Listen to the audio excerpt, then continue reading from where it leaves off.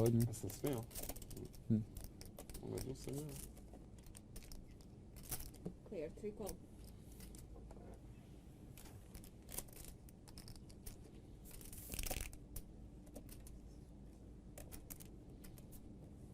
Player 3 check.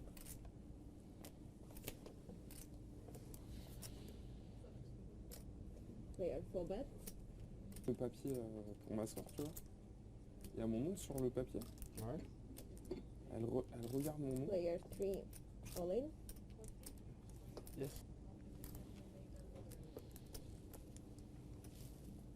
Il est passé où mon sac là? Player 4 call. Attends. On avait tous trucs exotiques. Player Ah, 1 on avait sur le dis quoi. C'est pas sur une main quoi. On est aussi. Total. Ace King is not good. I have ace king. Yes, Yes, yeah, I know.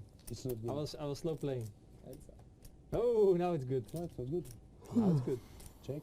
Player 1 check.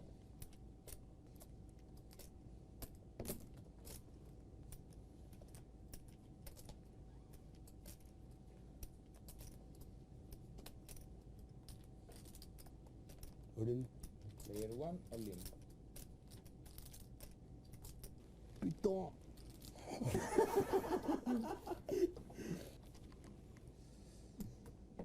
Straight. Player 2. That's a good hand.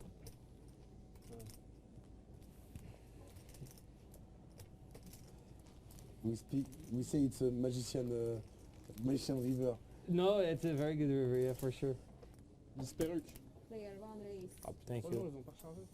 Ah, il a It's rechargé. for you, On s'en hein. fout. It's not against you. All in. Player 2 Oh, all la perruque. Bah, tous les cas, t'as la You're not perruque. ahead. Ah qui paye. putain, bah vas-y. Hein c'est You're bon. not ahead. Il y a que si Flo il Bah, payait et tu qu'il as gagnait quoi. Ouais, Putain, c'est sa vrai. mère. C'est pas possible ça. Can you count please? 3, 4, 5, 7, 7K. Something like that, yeah. Il y a 8. Mais, Sur le jumble. non, c'est sûr. Maybe you get lucky. Can you show me one card? Si toi, si tu te sens mieux assis. Listen, I'm Ah honest with you. putain, You regarde do là, okay. c'est... Oh là là, quel It's not enfer like I ça. have aces. Ils sont mieux. C'est vraiment la And you're pire. dead. Mec, c'est pas une meuf, c'est Louis XVI. Player 1 call. Ah, t'es vraiment en game lich là. Ah, t'as 2 cartes vivantes, mais. I told you. You do okay. T'as collé? Ah ouais. Ah t'as bien collé là du coup. J'en ai marre. T'as bien Once collé. or twice. You want twice? Let's go twice. Vas-y, Vas-y, on s'en fout, vas-y. Neuf. Le Je 9? suis gonna. 9? Oui! Waouh. Yes. Tu gagnes le premier déjà. Attends. Not bad, not Et bad. là, je suis désolé toi. It's very good. Bah, mais surtout, t'as pas grillé tes outs. Ah ouais! Ah l'enculé. Jack. Oh putain. Oh, Ah, fais sorry. chier. No problem, man, no problem. Good game. GG, bro. Ah, je suis... qui c'est la banane? Welcome guys to this very first episode of the monthly recap in which we will reflect on my month and see what went well, what could have gone a little bit better, and if this month brought us closer to our goals, yes or no. The monthly recap is going to be part of the new content program we've made for the Poker Ambition channel. Next to this, we have started the Mechanics of Poker podcast, which now counts 3 episodes, which are being very well received and is something that me and my co-host Adam really enjoy doing. So make sure to subscribe, follow, etc. on YouTube, Spotify and Apple, as we have already recorded 2 episodes and we have many more to follow with guests that you don't want to miss. For my loyal Twitch fans, I have a little bit of bad news. You probably already noticed, but I've been taking a break from Twitch as I'm not really enjoying it anymore. In the beginning, streaming was definitely something that I always enjoyed doing and was looking forward to doing, but now when I had a stream session planned, I was kind of looking up to doing it. And usually when something like that happens in my life, it's time to change things up. In the beginning of streaming, I felt like I could bring something different to the streaming world, and there were a lot of views that I had on playing poker and being a poker professional that I wanted to share with the audience. However, now I feel like I've shared most of what I wanted to share, and I feel like I'm just repeating myself. Also, it started to feel less authentic, as what I really love about poker is to dive deep into poker strategy and share my thoughts on how I view the game. However, next to Twitch, we have poker programs in which people actually pay money to get coaching from me. So it wouldn't really be fair of me towards them to just share everything that I know on Twitch for free. This led me to kind of play not handcuffed, but sort of mouth cuffed, if that is a word. And it kind of took away the enjoyment and made the channel a little bit too GTO, blocker, unblocker, and in general far from how I actually play poker. Now no worries, there will still be content, as I will be making play and explain videos here on YouTube in which I can focus on educating you guys on a certain concepts that I think are going to be educational to your game. The next tip I want to tell you about is what I consider to be my strongest weapon in No Limit Texas Hold'em. It's called the flat call.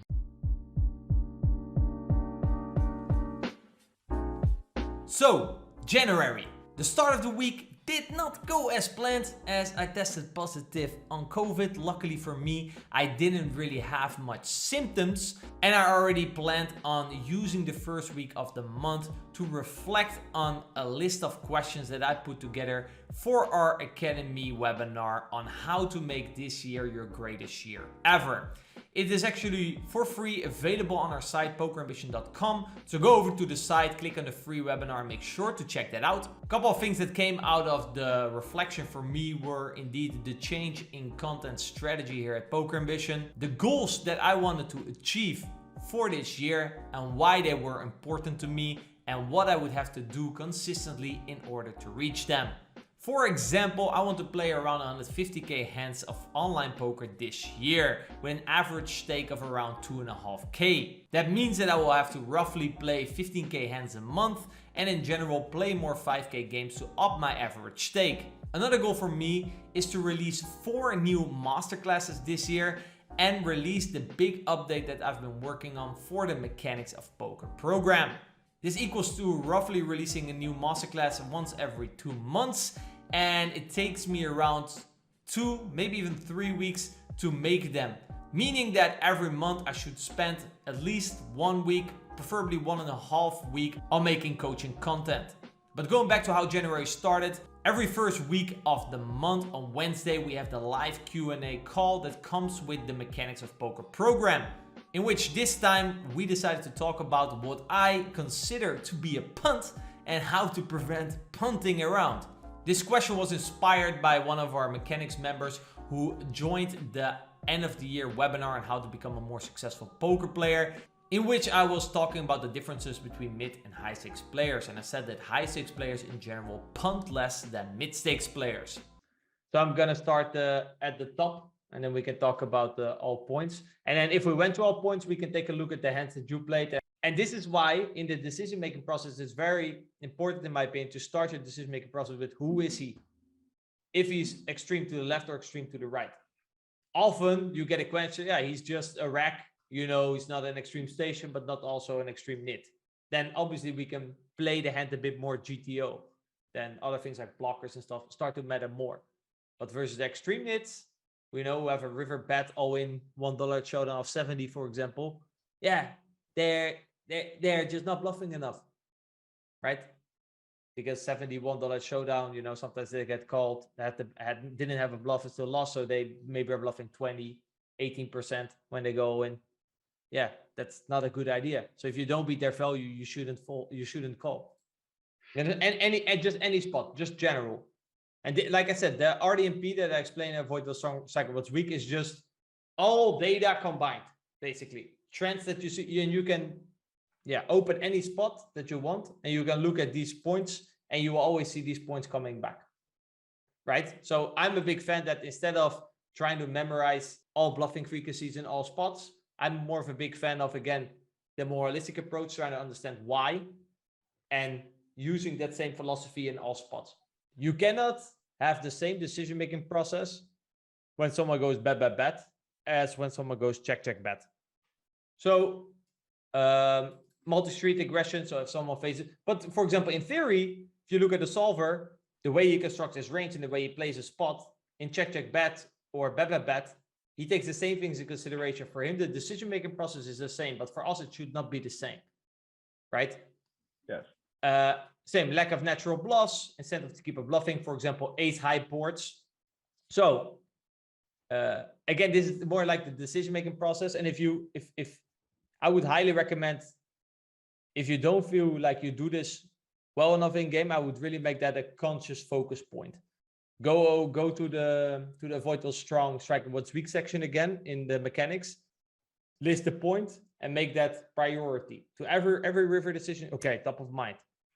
So again, to go a bit more to like decision-making process, it's not about what we should do or have to do, which is more like the GTO mindset, but think for yourself, what is his range? What does he have? Is he strong or is he weak? And continue accordingly, aka make the highest EV decision. The second week of January, I was still feeling a bit slow from the COVID, a bit tired. I wasn't 100%.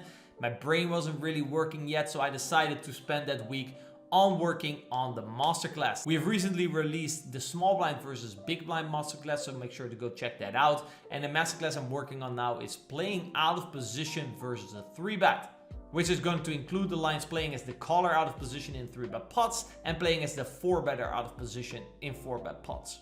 I've completed the presentation and separated all the simulations that I want to discuss as caller out of position in the 3-bet pot. And let me quickly share with you guys a little spoiler on how that looks. So playing out of position facing a 3-bet, the new masterclass. What are we gonna discuss? Gonna obviously talk about pre-flop, how EP/MP cutoff spots are different than small blind versus big blind. Adjustments in sizing, we talk about some population stuff, then we'll go over 3-bet pots out of position as the caller. In general, we usually do a little introduction about some post-flop concepts. We compare a lot the difference between EP/MP cutoff versus small blind and kind of the nature of the spot. The nature of the spot kind of changes as we are EP versus MP and end up playing small blind versus big blind, for example. So a lot of difference in there. We're gonna talk about all boards, all lines.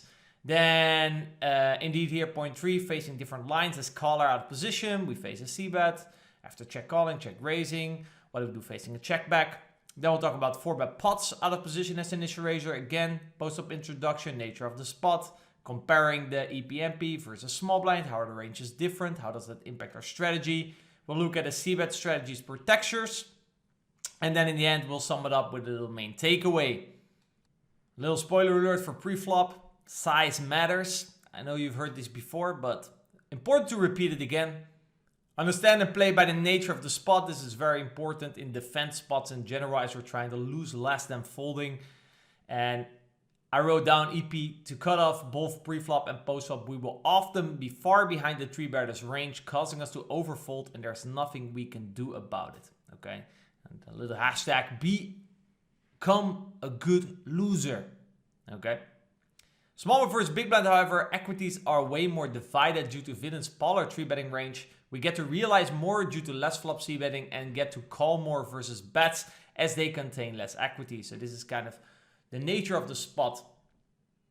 A little reminder, remember this, losing the minimums, also winning, very important in this spot. Like always in all masterclasses, we look at all the sims, all the textures.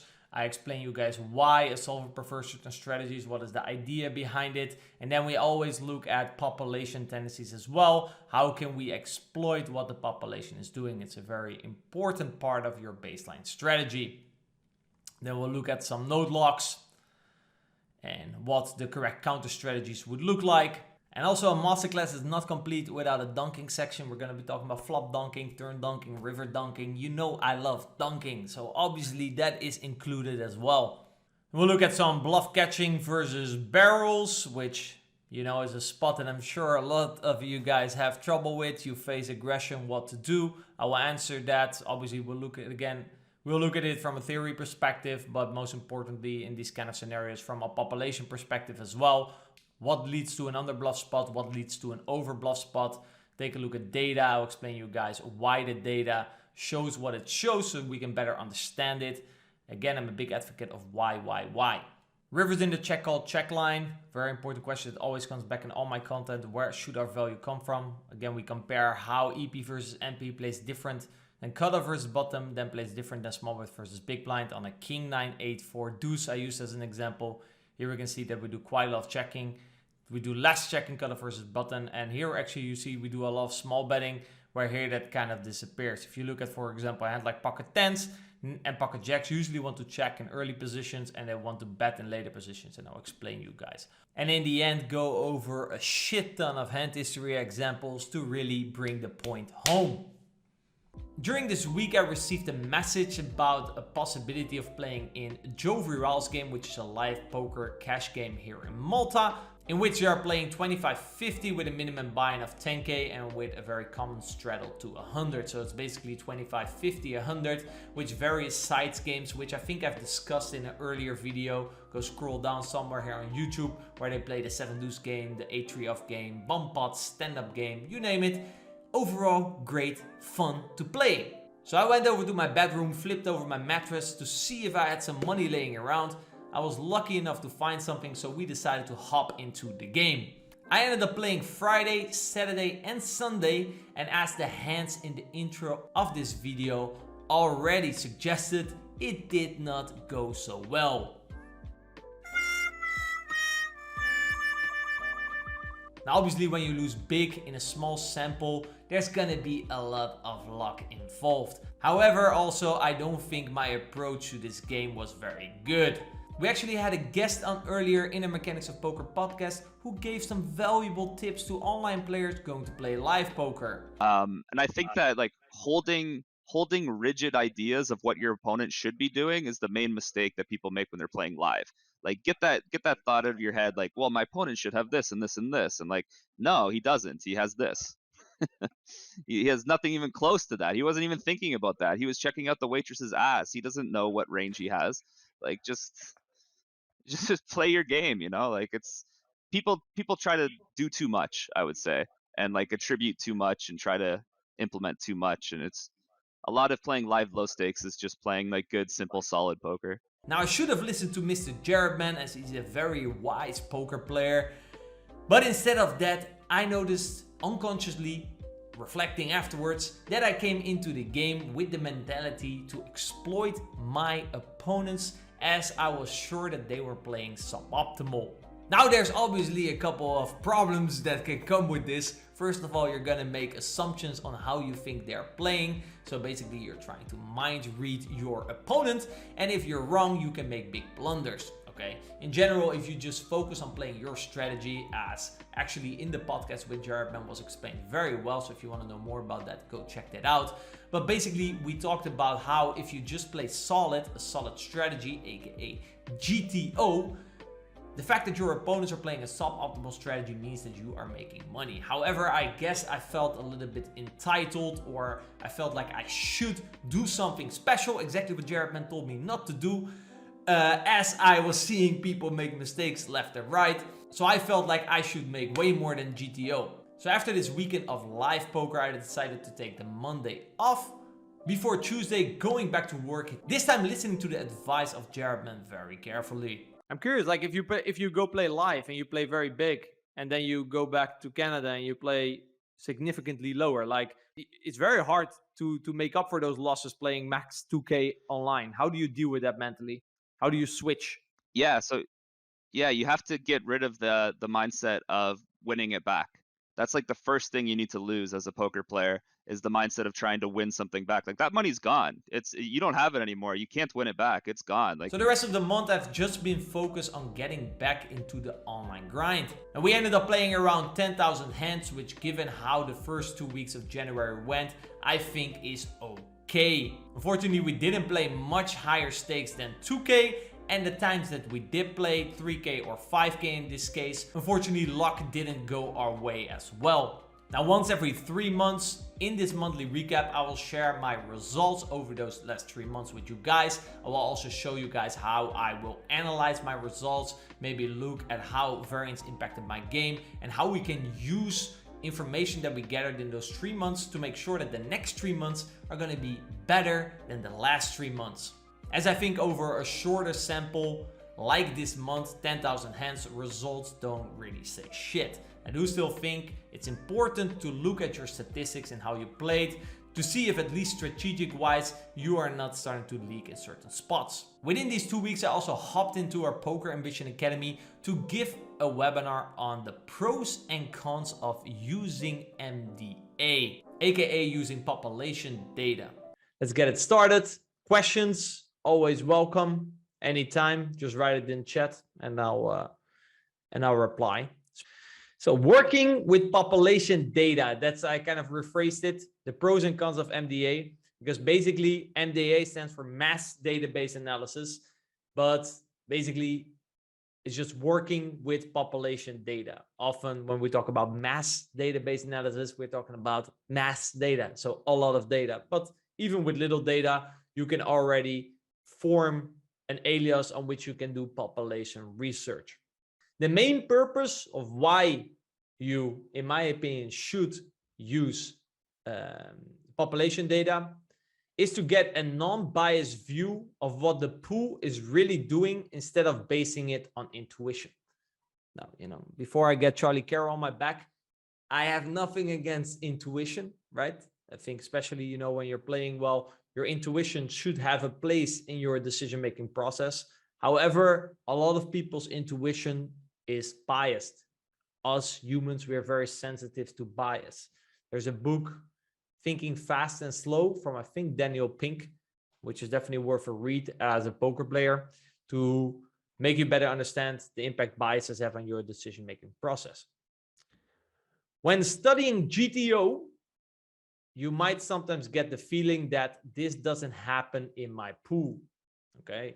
You go through the solver and you say, what the fuck is the solver doing? Oh, he's doing this, yeah, but this never happens. And you're a little bit frustrated, but actually that's a good thing, because as soon as you look at the solver and you feel like, hey, so this is apparently what is GTO, but hey, I don't really feel like this happens in my pool. This is your intuition, right? Now, you should not end there. You should write down this intuition. Okay, maybe, for example, when I play a hand and my intuition says something, I'm like, hey, this feels like an underbluff spot, or this feels like a spot that I don't want to follow through my bluff, or this feels like a spot I want to overbluff. I might write down that situation, and having an alias of your population in your tracker, like Holder Manager or Hand to Note, to fall back to analyze if that intuition was indeed correct is very valuable. So by creating an alias of your population or a certain profile of opponents, you can look up the data to see if this intuition is correct or biased. So I will go into a couple of pros of why we should use, or why we should analyze data. And this kind of goes hand in hand with the point above. It gives you a lot of confidence, certainty.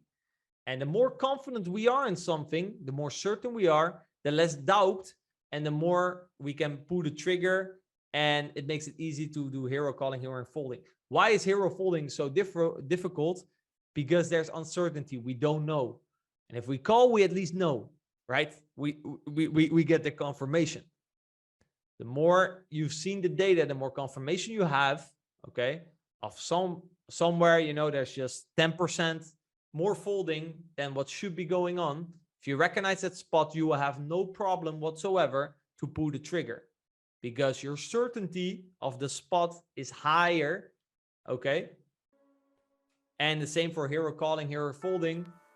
After you made the call or after you made the fold, you don't feel bad about it because you've seen the data, you've seen the proof.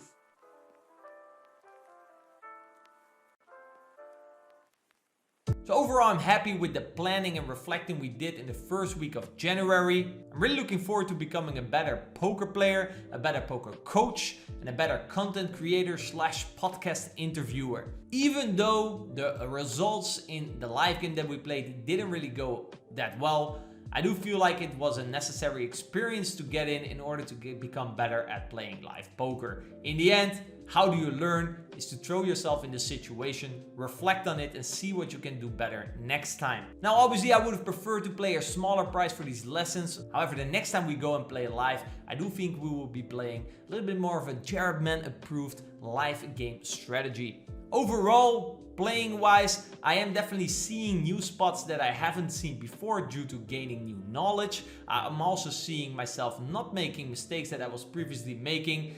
So in general, I see improvements in my game, which I'm really happy about. In the live game, I do think I played some hands very well. However, they were all smaller pots involved like some dunking, and involved some 7 deuce. Routine wise, I had the goal of being more consistent in my meditation habit, and I decided to put that after my stretching habit that I have in the morning. We didn't do it all of the days, but I'm decently happy with how things are going in that area. Pre and post session, I think I've been very disciplined. I don't think I've played a session without doing some sort of breathing or visualization before playing. And after my session, I've always went through all the hands that I played. And overall, I think we've gathered some solid information about root causes of mistakes. Now, this is just like an earlier example.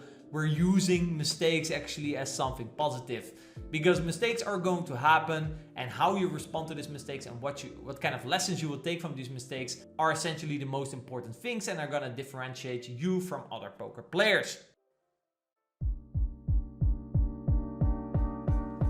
Now, when reflecting on my stats for the month, like I said, that is something that I do monthly, and I think it's very important. I did notice the pattern that has been consistent throughout my poker career, which is leading to play a bit too passive pre-flop and in some spots post-flop. Pre-flop especially, every time when I have the option to call or 3-bet, or call or 4-bet, or call or 5-bet, I usually lean towards the passive side a bit too often. This is caused by the fact that I don't want to not see a flop. I'm that type of player. I want to first see the flop before getting funky. Because you can have ace king, but hey, you don't know what the flop is going to bring, right?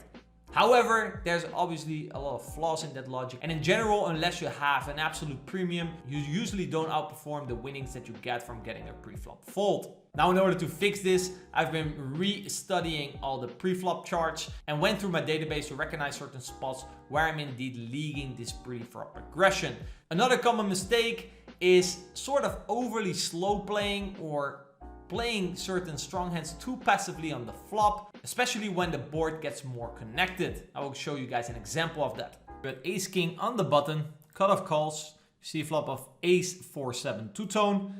I c-bet 1/3, villain calls, turn, our opponent checks, and I check behind. Okay, let's look in a solver how the spot is actually supposed to be played. Let's start actually on the flop. It's not a very high c-bet frequency, almost half of the time.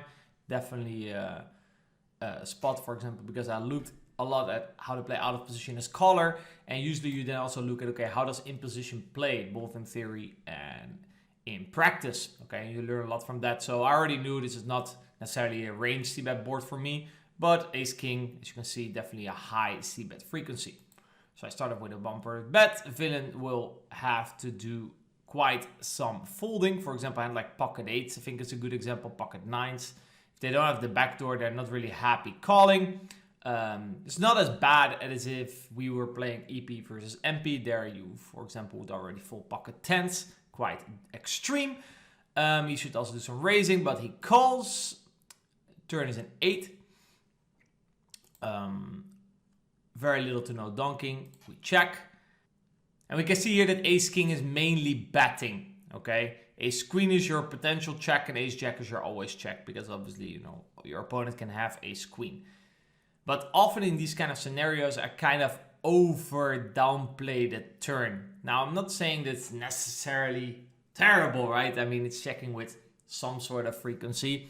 And depending also on what you think on later streets your opponent is going to do. Maybe he will over bluff you because he thinks you're capped, for example. There's certain benefits, but these were not reasons why I checked. Obviously, you know, they play in my mind, but mainly I checked to the connectivity of the board, because I don't want to bet and make our opponent's continue raise quite strong, mainly in the pair plus draw region. But a point that I often miss, and this is why I said that I'm overplaying this concept, is let's say we do barrel, he's actually folding 6 and 5s on the turn. If you can make him fold a high equity hand, like a gutter and a set draw, that's actually a great result. And this usually happens on gutter heavy boards. For example, actually I run the same board, and now we made it open ender and double flush draw. And we can see that ace queen is now pure, almost pure checking, and ace king starts to check way more often as well. Because obviously if we now bet, our equity versus the continue range is way worse, because he's continuing with more flush draws. He has way more open enders. He has probably more sets, more 2 pairs, and he's folding ace queen at a higher frequency. Okay, so obviously the concept applies. I am aware of the concept, but I sometimes have the tendency to over apply it. So it went check, check. Villain checked, I betted the river. And let's say, for example, if you think that villain will now get out of line with 6s, 5s, with a club and just jam it in. I don't know how often he is supposed to do that. Let's see, let's go to the sim. Check, check, river, 10 of clubs. He should actually probably now bluff them maybe some of the time. Very little some of the time. Check. I assume we're just value betting ace king, especially with a club. Yes. Let's say we go for a medium sizing. 6 and 5 should not be bluffed. Okay. So if you think your opponent might now over attack the fact that you're capped, then obviously, you know, checking the turn in order to induce a bluff on the river is great. I was not intending to fold. As I do think, you know, it's a spot that can easily get attacked. Ace king with a club also in GTO is just not a fold. Because obviously, you know, we're blocking the nut flushes and villain will have some potential bluffs that we are unblocking. The other example, I have pocket queens, 3-bet big blind versus small blind. You see a very good flop, 3-4-4 rainbow. I bet half pot, you could even maybe go bigger, but half pot's kind of my default. Turn again, connectivity increase, flush draw brings to the board, and I check behind. So we indeed see the half pot c-bet being the most dominant sizing, as I kind of already predicted. I bet villain will still have to peel quite some high cards, especially the ones with some backdoors. He can already start raising some pairs, especially a hand like 6s.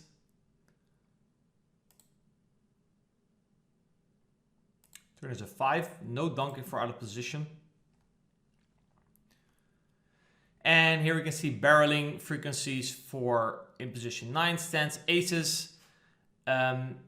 Let's look at queens first, and we can see that queens, again, yes, it checks some of the time, but again, I'm talking about a league that I have that I kind of magnify that little check when boards become a bit more connected. Also, in this case, I did have the queen. Usually when you have the diamond, I mean, there's less hands to get value from, because let's say, for example, we bet. A hand that's going to call you is, for example, queen, jack of diamonds, queen, 10 of diamonds, king, queen of diamonds. So usually if you have a diamond, you're more likely to check. I think, yeah, with kings here, I think this shows that concept well. If you have the king and diamonds, you can see the king of hearts, king of diamonds exactly is the ones that checks the most. That's because the king of diamonds, we block some of the hands that we want to get value from. And with the king of hearts, we're unblocking the floats like king, jack, suited, king 10 suited, float, clubs, diamonds, spades. All right. So and obviously king, jack of clubs has 0% equity versus kings. So that's why this exact kings like to check, and with aces we'll probably see something similar. But queens, in my opinion, again, is just a little bit over applying the concept, okay? Because again, I thought if I bet, you know, basically always continue range will contain a lot of equity. But I forgot, I guess, about these pairs, that obviously there's an argument to be made for action killers. And this is very important. We actually, again, make him fold out equity. Just like in the other example, villain has a gutter with an over, roughly 15% equity. We can fold out and we can get a lot of value now versus worse hands. So betting is just the best strategy.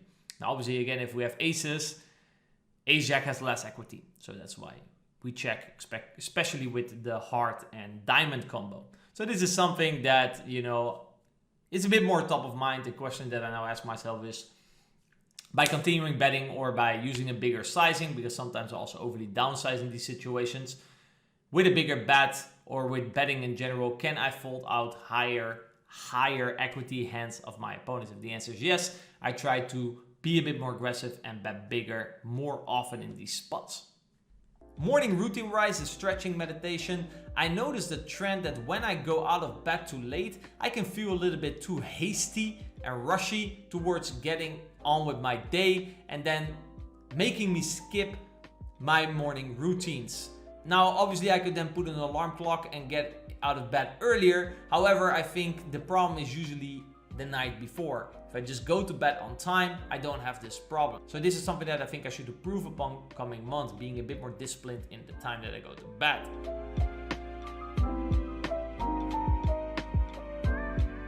Now obviously, starting off the year losing $60K when you're taking a shot is not ideal, but in the end I'm behind all my decisions for the games that I decided to play in, which in the end is the most important thing. And it's in line with my goals since upping my average stake was part of my objective. Same goes for the mistakes and flaws I spotted in my game. Obviously would have preferred not to make them, but I do think we're learning from them and I'm seeing some improvements. I also didn't really get much outside feedback and discuss poker with other poker players, which is something that I think we should be looking to improve upon going forward. But in general, I would say that I'm content with how January went overall. Happy with the progress we made as a poker player, happy with the progress we made in Poker Ambition. So overall, I would give this month a 7, and I do think it brought me closer to my goals. However, we shouldn't be overly positive, as a 7 isn't that great, so next month we should at least aim to score higher than a 7.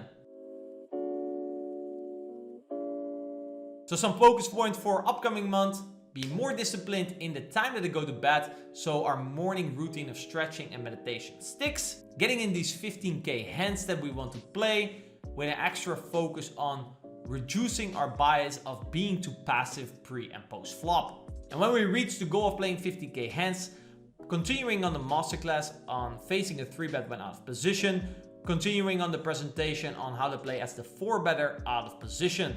We're also going to release 2 podcasts and 1 play and explain video, and there's some content that I'll be dropping on Instagram as well, so make sure to follow us there as well. So what about you guys? How did your January go? What went well? What could have gone a little bit better? Did you make any big blunders? What are your focus points for this upcoming month? Let me know in the comments down below. Now, if you like this video, make sure to give it a thumbs up, subscribe and follow the channel. I wish you all the very best of luck in February and go crush it.